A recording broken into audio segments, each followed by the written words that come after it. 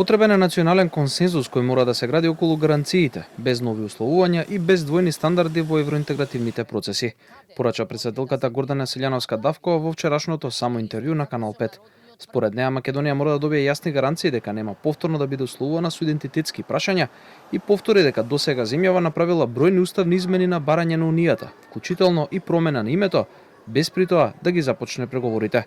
Оцени дека актуелната преговарачка рамка е спротивна на европските принципи и предупреди дека ветото може да стане алатка и во иднина. Унијата, како што кажа, има механизми и може да најде решение, а македонскиот случај е важен преседан и за другите земји кандидатки. Мора ЕУ да најде решение да не држи нас во кондиција, бидејќи не зборуваме само за помоки на ЕУ во нестабилната, известна мултиполарна сцена.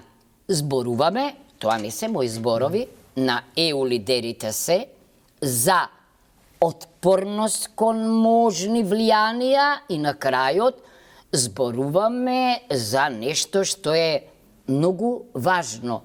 Гаранции. Во интервјуто претседателката се осврна и на барањето на лидерот на ДУИ Али Ахмети за избор на влада со двојно мнозинство кое го оцени како неуставно, а најавите на лидерот на интегративците да излезе на улица како крајно проблематични.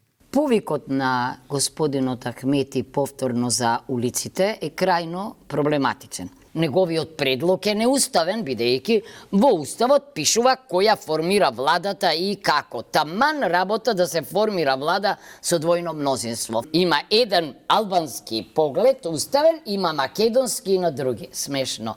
Уставен суд се знае дека одлучува како главен бранител на Уставот. Говорејќи за состојбите во македонските затвори за предновогодишните помилувања, Селјановска-Давкова откри дека предлозите веќе се доставени и дека Комисијата за помилувања одржала седница.